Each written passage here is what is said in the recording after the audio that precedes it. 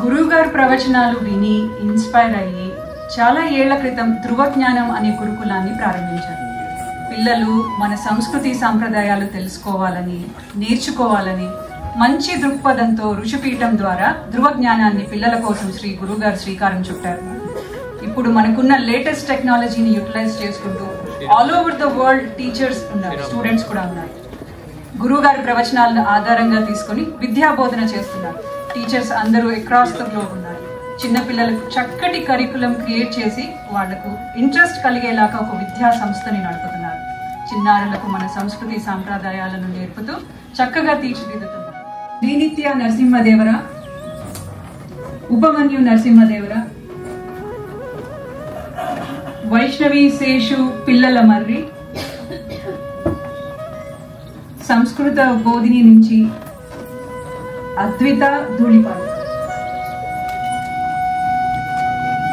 పూజ్య గురుదేవుల్ని వేదికను అలంకరించవలసిందిగా కోరుతున్నాను.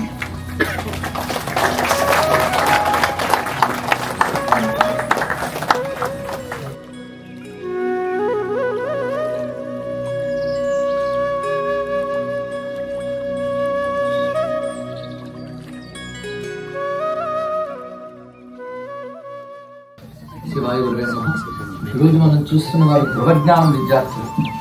చాలా మంది తెలుసుంటుంది, కొన్ని ఏళ్లుగా నడుస్తుంది గృహజ్ఞానం అనే పేరుతో పిల్లలకి మన సనాతన ధర్మం నేర్పడం.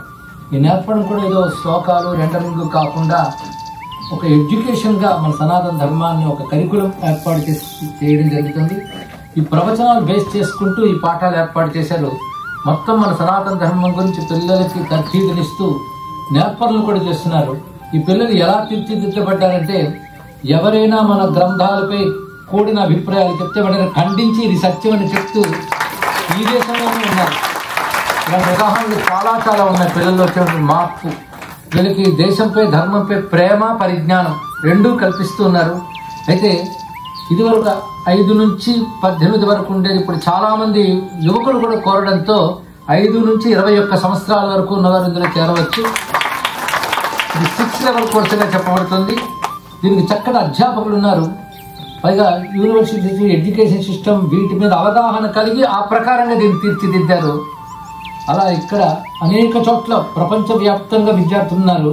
అయితే ఇక్కడ అధ్యాపకులు ఉన్న శారద గారు ఒక విషయాన్ని చెప్పారు. కాలిఫోర్నియా నుంచి కావలసిన సంఖ్యలో లేరు అని.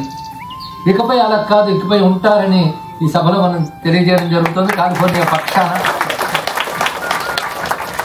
ఒక విధంగా చెప్పండి, ఋషిపీఠం ఒక ఆన్లైన్ యూనివర్సిటీని నడుపుతోందని తృప్తిగా చెప్పవచ్చు.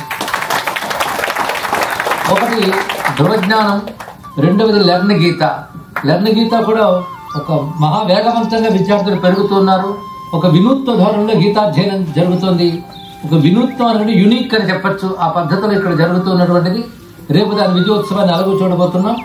మరొకటి సంస్కృత బోధిని, బాల సంస్కృత బోధిని, ప్రౌఢ సంస్కృత బోధిని కాశీలో ఉన్న ఒక సంస్కృత పండితుల ద్వారా ఆన్లైన్ ద్వారా నేర్పడం జరుగుతుంది. ఆ విద్యార్థి కూడా వచ్చి ఉన్నారు ఇక్కడికి. అలాగే గురుభ్యో నమః 10 ఏళ్లుగా నడుస్తున్నటువంటి ఒక అధ్యయన బృందం. అసలు ఈ విద్యాభ్యాసంలో మొట్టమొదటి గురుభ్యో నమః అంటారు. అది ఒక శ్రీకారం అంటారు. ఆ గురుభ్యో నమఃకి లెర్న్ గీతకు కూడా ప్రధానమైన కేంద్ర బిందువు శ్రీమతి తాడింత విద్య గారు. అందరికీ స్ఫూర్తినిచ్చారు. ఆవిడ మొదటి మాటని తెలుగు నోట, తెలుగు తోట, ప్రతి వారి నోట తెలుగు మాట పలికించి తెలుగు బడులకు స్ఫూర్తినిచ్చింది. ఇప్పుడు ఈ ధృవజ్ఞానం విద్యార్థులు వారిని ఆశీర్వదిస్తూ ఈ వేదికపై వారికి యోగ్యతా పత్రాలు ఇవ్వడం జరుగుతుంది. అధ్యాపకురాలుగా వ్యవహరిస్తున్న శారద గారికి ప్రత్యేకమైన అభినందనలు. ఇక్కడ కూడా మరొక అధ్యాపకురాలు ఉమా గారు వచ్చారు. అదేవిధంగా చికాగోలో సూర్యభట్ల నాగవేణి గారు దీనికి బాధ్యత వహించి ఉన్నారు. ఇలా ఎందరందరూ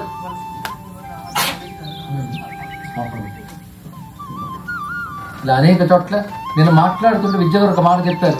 మీరు గమనించండి, ఈ విద్యాభ్యాసం నడుపుతున్న వారంతా నారీ శక్తి అని.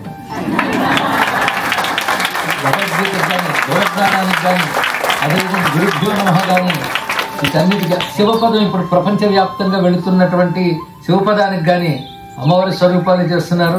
విద్య అంటే అమ్మవారు కదా. మరి పురుష పొంగవులు ఏం చేస్తున్నారు అంటే కొంతమంది వీరికి సహాయపడుతున్నారు, కానీ కొంతమంది కాకుండా ఎంతో మంది కావాలని కోరుకుంటున్నారు.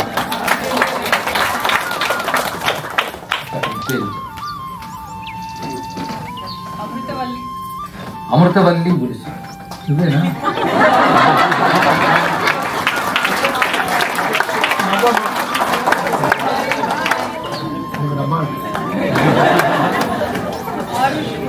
ఆరుష్ గుడిసి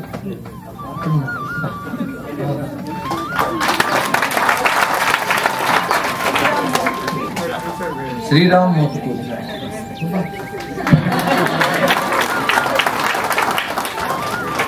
శ్రీ విద్యా మోతుకూరు,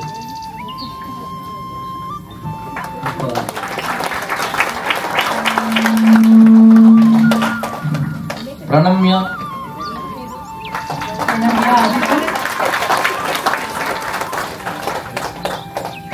సత్య, శ్రీ కౌశిక్,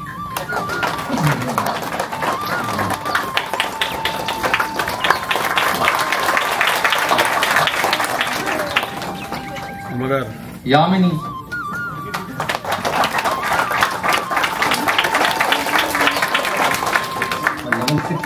లెవెల్ 6 కంప్లీట్ చేసిన విద్యార్థి శ్రీకరి,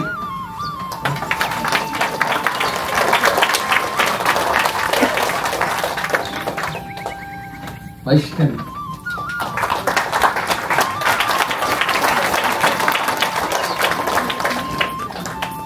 శ్రీనిత్య,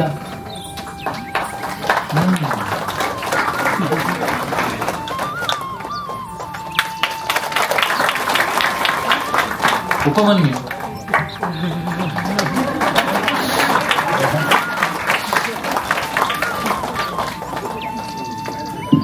శ్రీకృష్ణ నాగర్,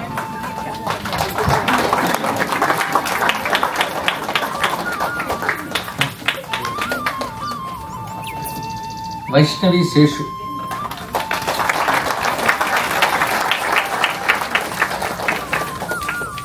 సంస్కృత బోధిని, బాల సంస్కృత బోధిని అద్వైత ధూళిపాల,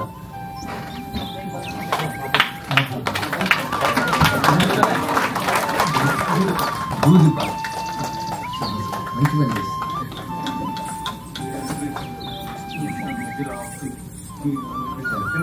మీరు కూడా విద్యార్థిగా చేరుకుంటారు.